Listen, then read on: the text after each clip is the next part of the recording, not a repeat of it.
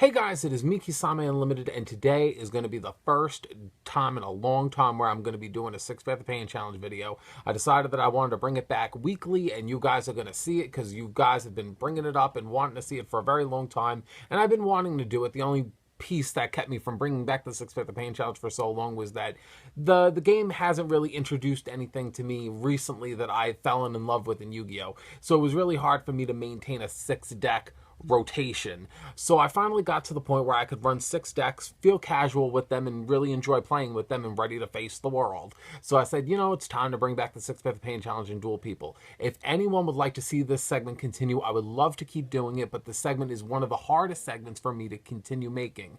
So if you guys would like to see it weekly, 500 likes would really prove it to me, and I would love to keep on doing it.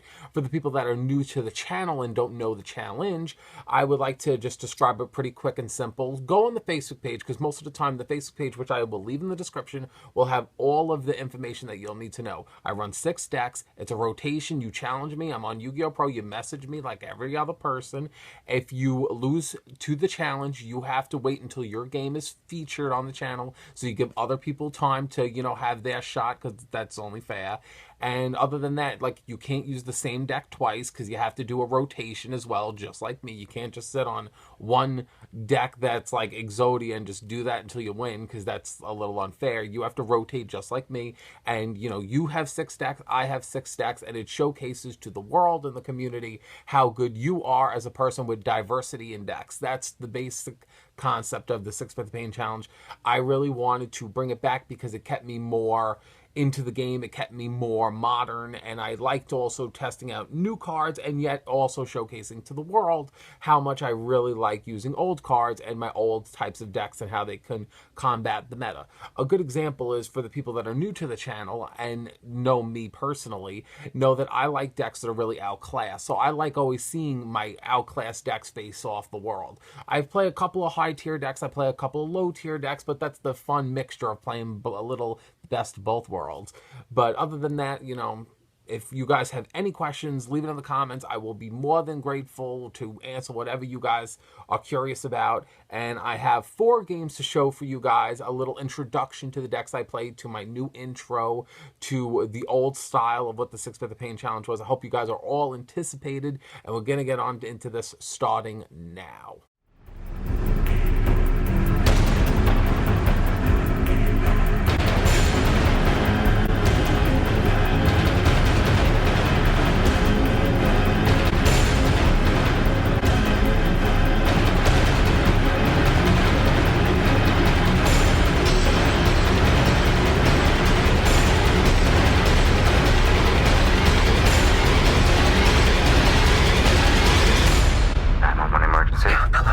They got us trapped. You'll never survive if you lose control, Mr. Fox. Okay, so this is a duel between me and my best friend, Pika Power 22. I've talked about him on the channel a few times, so you guys should know who he is. And basically, my friend's best deck is his hero deck, which he focuses a lot on Absolute Zero. I focus my Constella deck all on Pleiades, like any other Constella player should. And for me personally, I've made so many insider jokes about Zero and Pleiades crashing into each other because they're like the perfect duo to face each other. I've made this joke a lot of the times on my Anthony's Unlimited channel if you guys would like to see. So me and him are just basically playing around. This was honestly one of my most favorite games I actually had with Pika Power 22 in a long ass time. So I said, you know, I really wanted to showcase this one because this one I thought was really, really cool. Because there's one thing I do towards the end which no Constella player has ever done before, so I'm very grateful to do this. Most of the time he got around that whole little situation where it's like they constantly would crash because of the 2500 because he summoned Ocean, and then he mash change, destroyed my Twin Twist, and I was like, damn it, what am I gonna do? I don't really have any good resources. Then I saw Brilliant Fusion. I was like, thank God for Brilliant Fusion. Summoned Sephronite, Trick Clown, and then I was like, now I'm gonna use Instant Fusion, play Sea Monster of Theseus, and now I got the Crimson Dragon on my field. Now some Crystal Wing Synchro Dragon. I'm gonna do Dark Rebellion. We will become one. It was perfect. I couldn't ask for anything with this game that could have been better. Perfect. Loved it. Game over.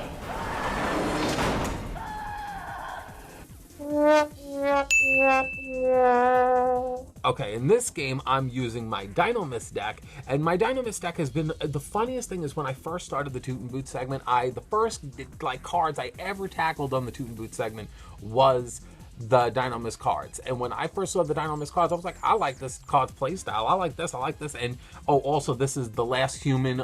He's a Yugi Tuba on YouTube. Check him out. I feature him. He features me. Check him out. He's cool. And we had a few games. This was like the only game that I won. Like, he like raped my Dynamis in like every other game. But this was the only game where I did really well. So I said, you know, I kind of want to keep this one. I'll show it. You know, if I do the 6 with Pain challenge with him later, I'll probably just like showcase like all the games that he did great in. So he basically plays Trishula, and then that low mowing card is so fucking busted. And it's funny because I never thought that I would see a day where a 60 card, 55 card deck would be like so busted. And you know, I know that a lot of people have been playing it, but god damn is that fucking thing annoying. I know it's kind of fair because if you're running a 60 card deck, you're not guaranteed to draw it. So it's kind of like you put yourself at a disadvantage for that situation. But for me, it's like, meh, I don't know. So overall, I'm in a disadvantage. He has 2 good cards. He has a Kaiju, and I think that that's Infernity Beetle. So I was like, okay, now I'm just going to attack, do as much damage as possible. But since my Dynamis deck plays a shit ton of Dynamis monsters, I said to myself, also, I wanted to get my fun out of Dynamis because I have a funny feeling that with the Link summoning mechanic coming out, I'm not going to be able to use them anymore because they're going to probably be so fucking crappy. So I was like, all right, Infinity, suck you in, Kaiju, attack directly, I win. It's the only game I did good in, so I really wanted to showcase it. Game over.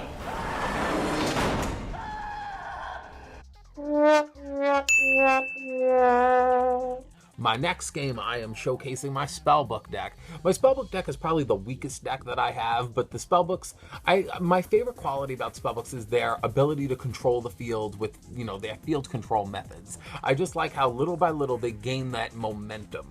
I always like that quality that Spellbooks had for me personally. I also like the addition of Silent Magician, the Fairy Tale cards. It's all interesting. It's just, you know what it is? It's like the Spellbook spells, it's like you need to play so many and you can't really go that monster heavy. So it's like one of those things where it's like there's so much that goes into it.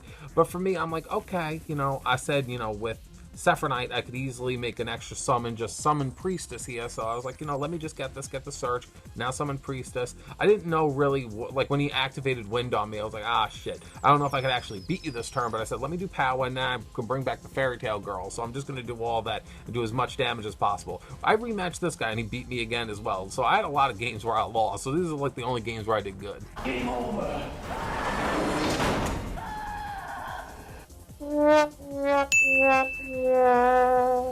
Okay, starting up in this game, I'm using the Invoked Eidolon deck, and my opponent's using an Assault Mode activating deck, which is really bad matchup for him because I could easily just use my spell card Polymerization, you know, my Invoked Polymerization, just to be like, oh, I'm just gonna banish your card in your graveyard to summon Raijin. So basically, I'm like, okay, you know, if you're gonna negate any of them, I'd rather you not negate Glass Bell because I need her, because at least she's kind of decent. You know, you can negate the one that does the 500 damage. So I was like, okay, I banished Assault Mode from the graveyard. So I was like, Raijin is also one of the cards. Raijin or Raijin, one or the other.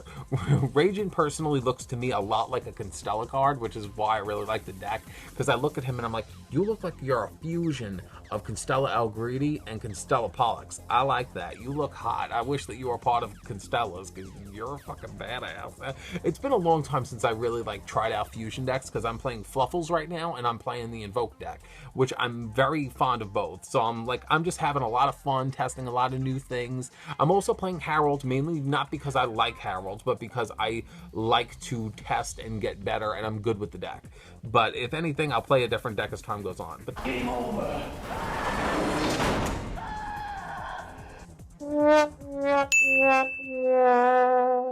those were the games that I really wanted to showcase to you guys. I wanted to showcase what I was playing, so now you guys will know what I am going to be using in the 6 Path of Pain challenge, at least until this format's over, or until the Link summoning mechanic kicks in and I actually have to switch my shit up. So for now, I'm playing Constellars, Dynamis, Spellbooks, Harold, Fluffles, and the Invoked. I'm doing those 6 decks. They're the decks that I put a lot of work in. I wanted to make sure that when I would bring back the 6 Path of Pain challenge, that I would be all ready to take on anybody, and that I would be all ready just to have a good old time and at least not make any screw-ups. So all these decks I had a good amount of practice with. I know what I'm doing, and I would love it if any of you guys watching this would love to take the 6 Path of Pain challenge. I am more than happy to duel any of my subscribers. I think you guys are awesome, and even if win or lose, that's the point. Like, I have two versions of the 6 Bit the Pain challenge. One where people face the first round and lose, and they get thrown into a collection video like this, where you get to just see a good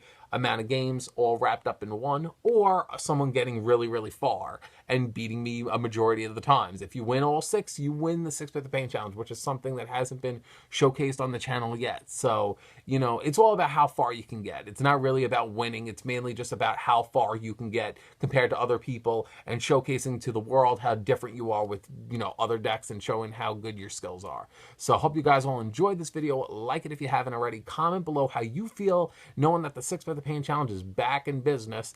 And I hope you guys all subscribe to the channel if you are new. And I will see you guys with another 6 Bit the Pain challenge, hopefully on next Saturday. So I hope you guys all have a great day, and I'll see you guys later. Bye.